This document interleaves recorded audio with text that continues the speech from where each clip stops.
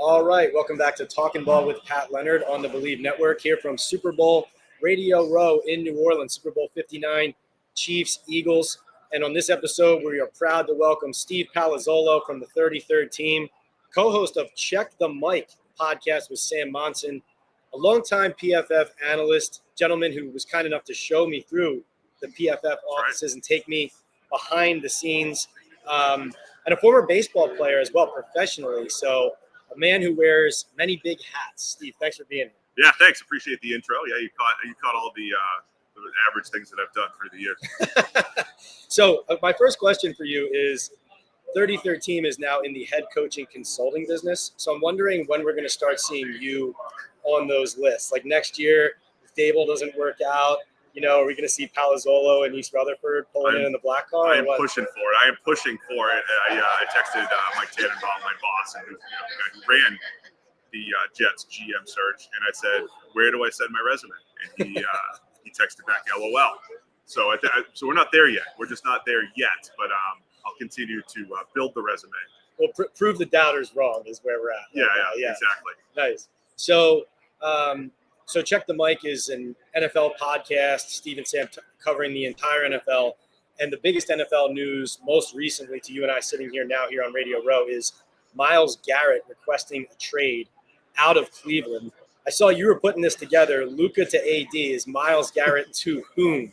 Have you thought about an NFL name to finish that analogy if we were going to see a crazy trade out? I don't know. I was curious to see what everyone else came up with. I thought at first, because people were trying to figure out what the Luka trade really was, I thought my analogy for that one was like Micah Parsons for like Joey Bosa, which is, I like that. Parsons is an elite top 5 player in his position. Joey Bosa, in his prime, going from Dallas to LA, and Bosa injured and still pretty good, but like you would never trade Joey Bosa for Micah Parsons straight up. But the Garrett thing is fascinating because he's still in his prime. He's still just 29. He's had incredible production. I know PFF has always had him pretty much as the top edge rusher, I believe. I still, even not being at PFF, still believe PFF's data and grades, and I think that's the best way, especially for pass rushers, the best way to evaluate them. I mean, he's probably the best non-quarterback. He's the best defensive player in the NFL, I think, consistently year over year. So it's a massive name, out there on the trade market now. Yeah, no doubt. And I was there in Cleveland for Giants Browns this year. The interesting thing about a player like him, and the reason football people can see how valuable he is, sometimes he doesn't fill the box score like he does other games. It's just he's bringing such a level every play. And at that position, it only takes one of those plays for the tackle to lose the rep, right? Yeah. I think that's kind of his value. Well, it's funny because through our years at PFF, Sam and I would always argue with Steelers fans a lot. Because Steelers fans saw TJ Watt, who had similar sack totals, if not better, than Myles Garrett.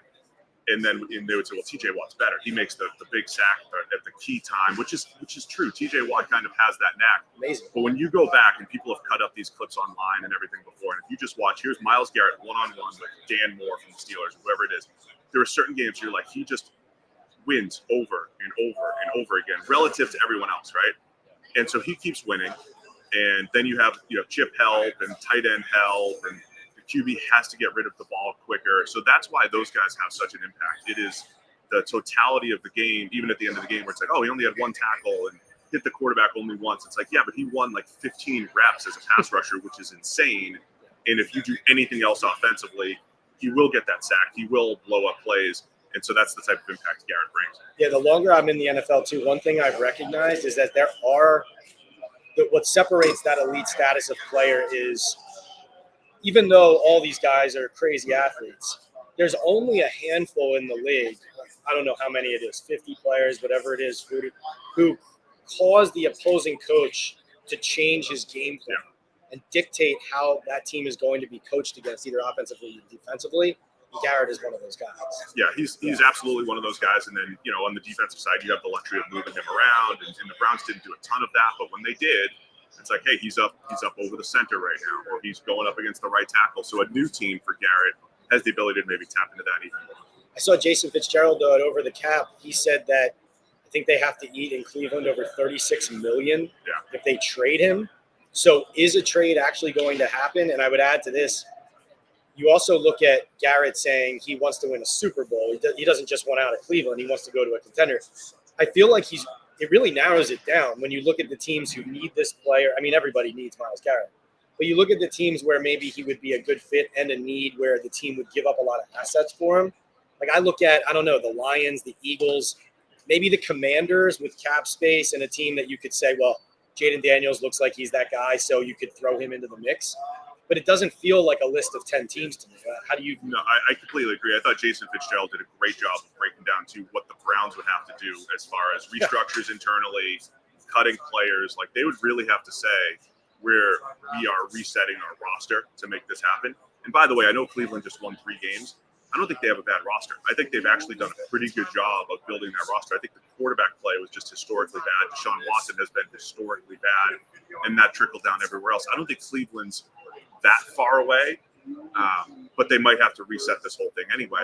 As far as available teams, if they were keeping Myles Garrett's current contract, you're talking about being on the hook for like $19, $20 million over the next couple of years. It's not bad at all, but clearly he's going to want, it's not like he's 35, right? So he's 29, probably needs another 4-year contract, probably needs to be in the $35 to $40 million per year range, plus whatever draft assets you give up. And it's a fascinating time in the NFL where all 32 teams have their first round picks, right? Remember we went through a stretch a couple of years ago where everyone was trading, right?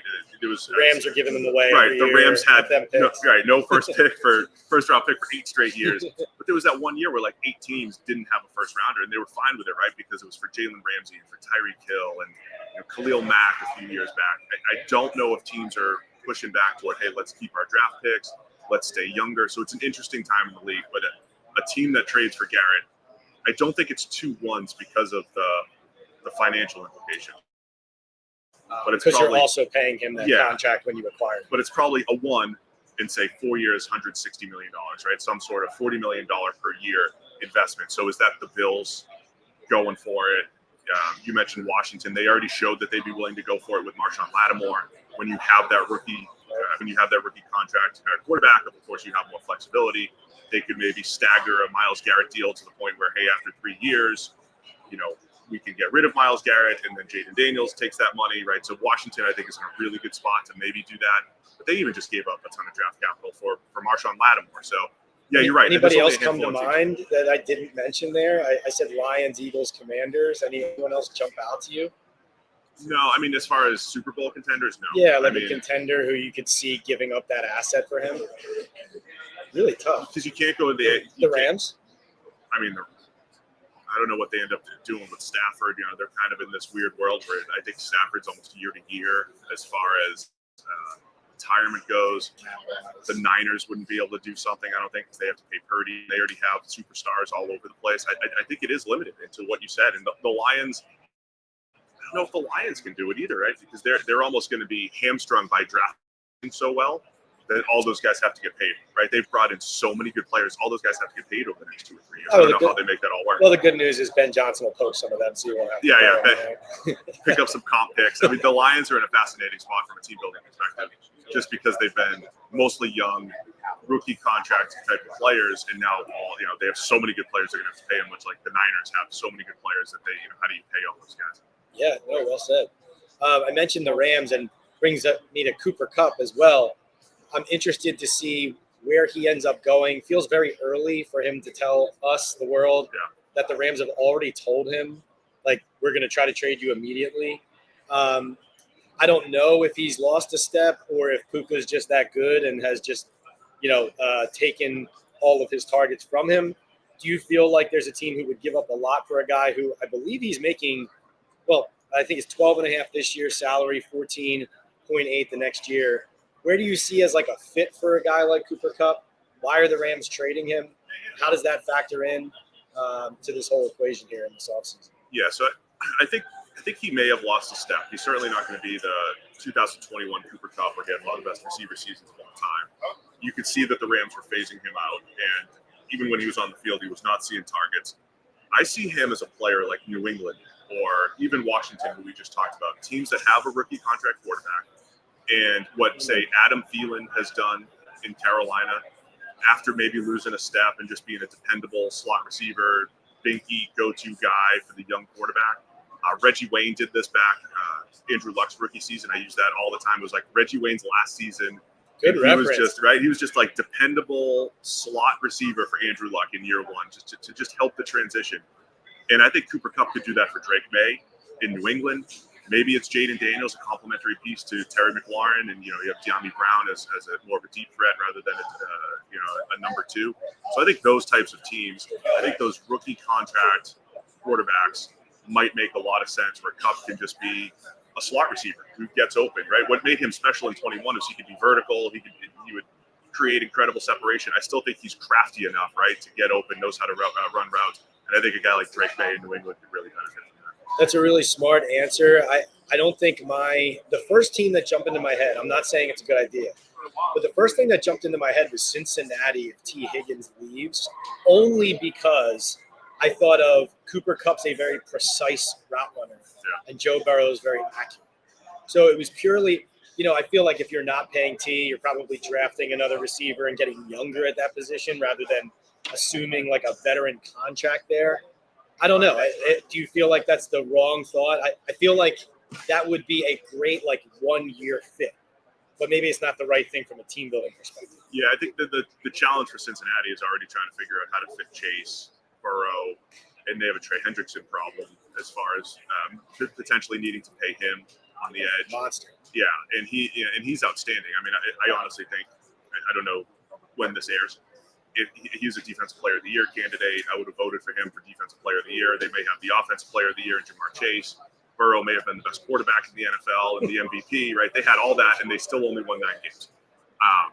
So they have to figure out all those other pieces. They have a lot of money to spend on the defensive side. They have to restructure that entire defense, new system, and everything. So I think that's probably the challenge in Cincinnati. And they still could keep T. Higgins around. I think there's a way they could make it work, but they could also go this other way, much like Kansas City said, hey, Mahomes is the X factor. We could deal with less at the receiver position. Burrow's that good that you could deal with less at the receiver position, but I don't know. I like the idea that hey, we can put up 30 at any point with T. Higgins there. Yeah, it's very tough. From a team building idea, theoretically, it makes sense to let T go. But again, it's one of those things, first couple of years you're in the league, you go that route. Once you see it in practice, it sounds obvious, but getting rid of good players is not a good idea.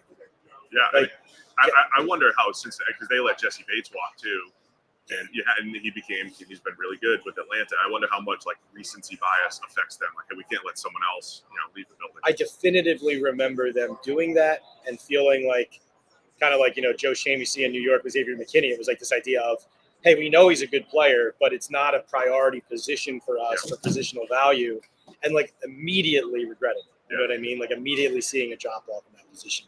Hendrickson, by the way, just on a quick tangent, this year he was he's not Myles Garrett, but there were games where he was that guy for Cincinnati, the winning every down type guy. And they were getting no production on the other side. Sam Hubbard, his first 4 weeks had 1 pressure or something like that. I mean, they were getting no production from the interior or on the other side. It was actually very TJ Watt-ish, right, where it felt like when the game's on the line, Trey Hendrickson has a key play. Again, I know the Bengals didn't win a ton of games, but he was a one-man force in a ton of games. He almost single-handedly won the Chiefs game for them. The Chiefs had that pass interference late, but Hendrickson had a key pressure, key sack on Holmes late in that game, way back in week 2.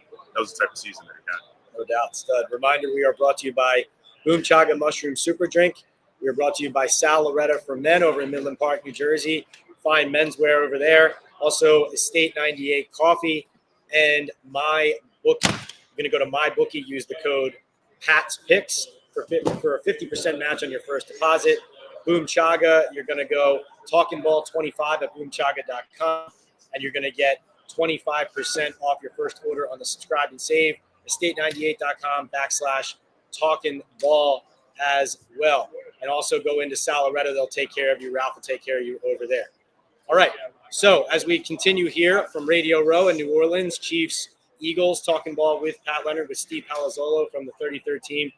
Steve, Saquon Barkley, Derrick Henry, Joe Mixon, even with first-round picks like Jahmyr Gibbs having the kind of impacts they've had. The running backs, the running game feels like it's back in the NFL. Even 2 seasons ago, it felt like all the top offenses had the quarterbacks who were running, who were mobile. Look at Jalen Hurts, Lamar Jackson. is the running game back in the NFL? Is it here to stay? And why is it back? Why are we seeing that impact from these players that teams were reticent to invest in? So I think the running game has always been important. The running game itself has always been important. I think the running back position is the part that's been devalued through the years. And I don't know that the value is necessarily back because we got to use a little context here, right? Like Saquon Barkley left the Giants. And for all the jokes that poor Giants fans and maybe ownership in the front office had to endure this year, you think Saquon Barkley's running for 2,000 with the Giants? It's like, obviously you're not getting the same production, right? So you have dependent production. He went to a perfect spot. I mean, Saquon Barkley's entire game is a whole bunch of 1 and 2 yard runs for the entire game. But if you give him a slight crease, if you blow one gap on the defensive side of the ball, he can take it 60 plus, as we've seen this year. He's been unbelievable. Can't go to a better system. The only other place he could have gone was Baltimore. That could have been better to give him that ability to create big plays. Derrick Henry did actually go to Baltimore. He goes from Tennessee, where he was averaging like less than a half yard before contact, which is absurdly low in Tennessee. All of a sudden it's up to 2, right? So he's got a running head start because of Lamar Jackson, because the running game does matter. The running game has an impact, but the quarterback's a part of that, the offensive line, like those are the bigger drivers. And then if you put an elite running back in that situation, you get elite production. That's what's happened with Derrick Henry and Saquon Barkley.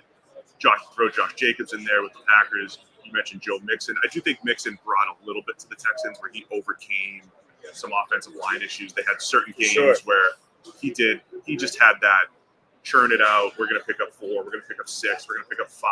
And he did add something there. So I think there's a little bit of a rejuvenation to the running back position. But if you look at most of those situations, all the running backs went to great spots where they became the cherry on top of the sundae, not the ice cream. They're the cherry, right? And I think that's still true in today's NFL. So this would not cause you, even like a James Cook in Buffalo. Obviously, he's got Josh Allen, but this would not cause you to feel better about, let's say, drafting a running back in the first round, seeing these like premier talents at that position flourish. If I feel like it's situational. I think it's very situational. Like Bijan Robinson, I think is as good as any of those guys. Yeah.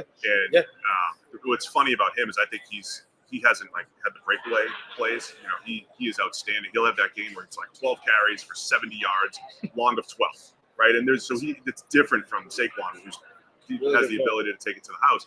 So I think Bijan's still great, but man, in today's NFL, Gibbs, I want guys that can take it to the house. So that if I, as a team builder, when I'm GM, if I put that good offensive line in there, if I give you a running quarterback who changes the arithmetic around the line of scrimmage, right? He just essentially blocks one person for free just because of his threat. I want that guy who can take it to the house. That's where James Cook has been special. That's where Jahmyr Gibbs has been special. And they're in these situations where all these other pieces are good. The quarterback's good. You have to account for all these things. And, oh, by the way, this running back has speed, and he's going to stress the defense in a different way. The home run hitter. I want that. That's what I want. Speed on my team. No doubt. I'd be drafting like Al Davis. Just give me all the 4-3 guys. That would be me. I love it. No, you're absolutely right, though. I mean, you see like the point about Saquon flourishing in Philly and not in New York is a key one in the sense of what he does best is if he gets that head of steam, he's gone. Yeah. You just have to create that lane, right? So to have the player who can do that, you can make the other things work. Where you can create those holes with a better offensive line, a better quarterback run threat going the other way on a read option, whatever it is. Some Giants talk. A lot of people from the New York area talking ball. So don't want to talk too much about them because there's so much despair associated with the Giants, Steve. No offense, it's guys, the off season. It's hope season. Yeah, right. So it's all right. It's all right. Right, and the one sliver of hope for the Giants, other than the fact that Malik Neighbors is very good, is they have the number 3 overall pick.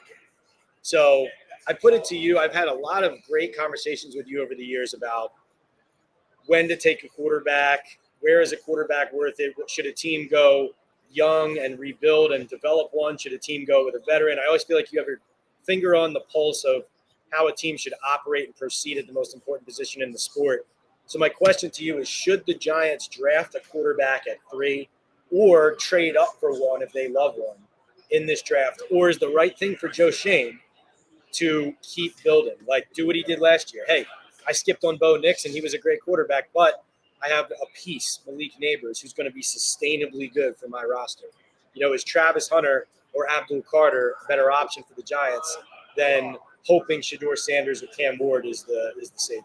Yeah, the tricky part here is how much is, it's a big year for Joe Shane and Brian Daboll. So how much does that matter? And so I love to look at the perspective of what's best for the organization. We know the human nature aspect of it is, okay, what's best for the organization, but also, my job.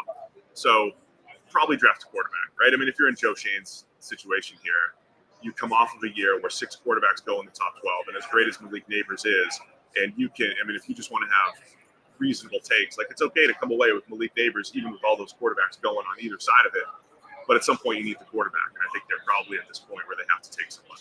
And just adding an Abdul Carter, adding a Travis Hunter, adding another great player to the mix, if it's Sam Darnold as a free agent, I don't know what the quarterback is. I mean, you're bringing in Gardner Minshew, you're bringing in Jameis Winston. What are you going to do at the quarterback position? That's going to be the tricky one, right? So Joe Shane hitting into year 4, and with a bridge quarterback and another elite player maybe at a non-quarterback position, I think all that's doing is setting up the next GM, right? So a year from now, the next GM is sitting there saying, hey, thanks for the pieces. Thanks for Malik Neighbors and a really nice draft class from 2024. Thanks for Tyrone Tracy. And, the other, Theo Johnson's going to be a player. Safety Newbin's going to be like the good class. It's like, thanks. Now we're going to add the quarterback to this. So I think that's what happened. That's what's happening here. I think you're looking at a quarterback there. It's fascinating, though, because say you sign Jameis and draft the QB, it is now it's not unfair to have high expectations for Shane and Daboll given it's year 4. But I'm saying to expect them to win, even if you go quarterback, is also, from my vantage point, unrealistic. Yeah. Because then you're not adding the extra talent to support the QB. You're adding the QB to this. You got to show progress. And here's the other thing, right? Washington was in this spot last year where the number 2 overall pick, did not have a good roster. They made a bunch of, second wave, third wave free agent moves, which in hindsight, it's like, oh, those look pretty good.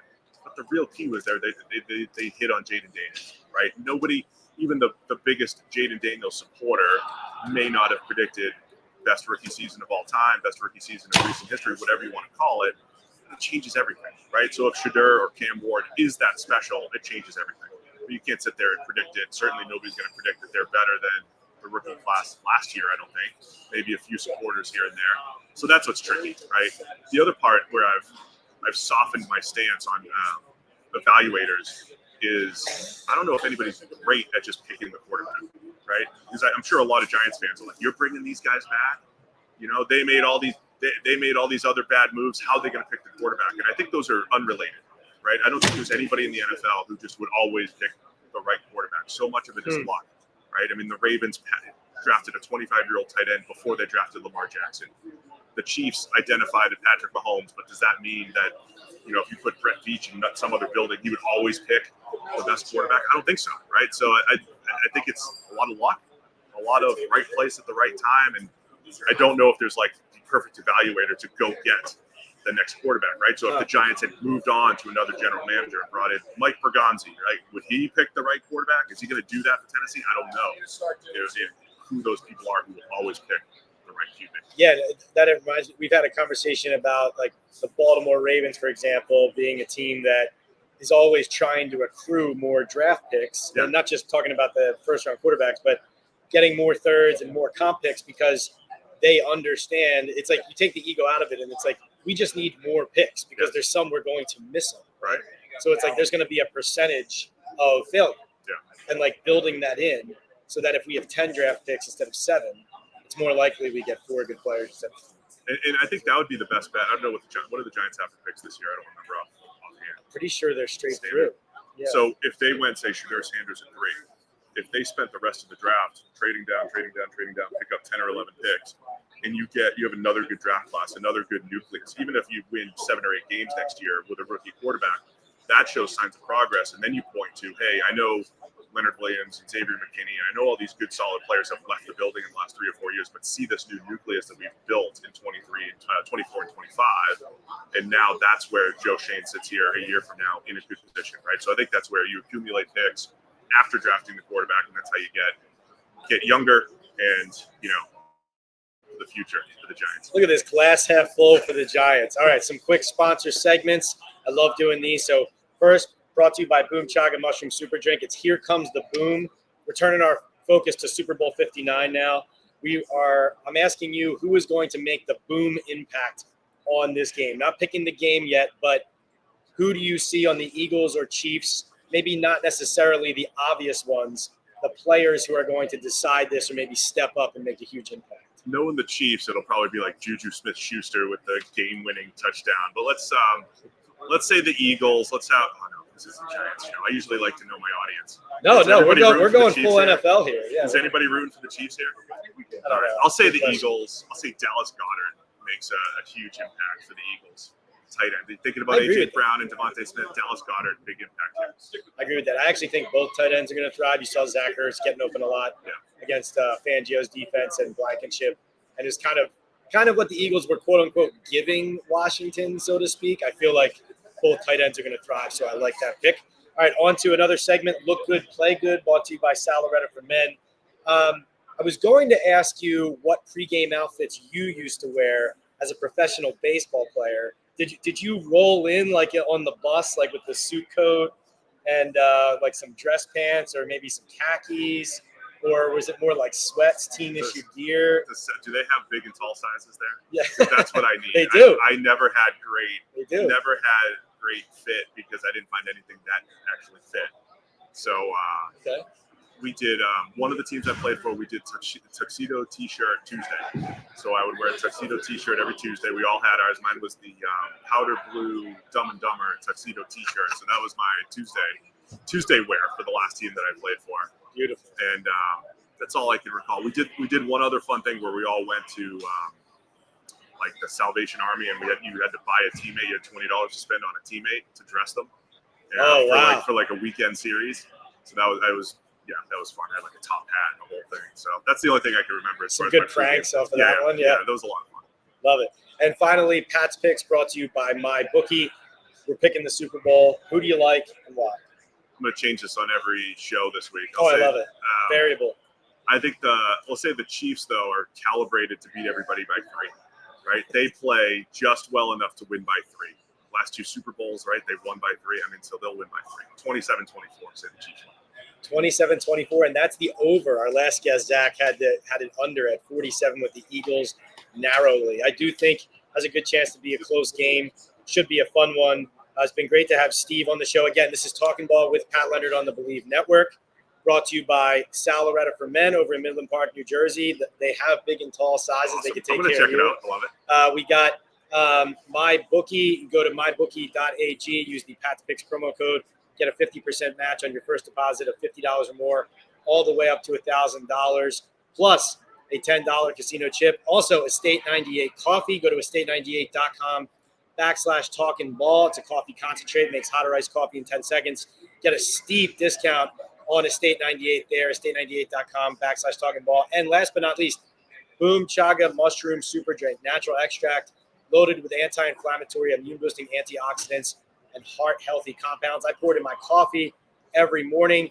Click on the QR code on your screen or type in the code TalkingBall25, and you'll get 25% off your first order on the subscribe and save option. And Steve, for being here, a free bag of Boom Chaga Mushroom Super Drink for you. Beautiful. Take it home, try it out, tell your friends. Thanks Appreciate again for being here, man. Always a great and intelligent conversation. Steve Palazzolo, 33rd Team, co-host of Check the Mic podcast with Sam Monson. Thank you so much. Yeah, thank you.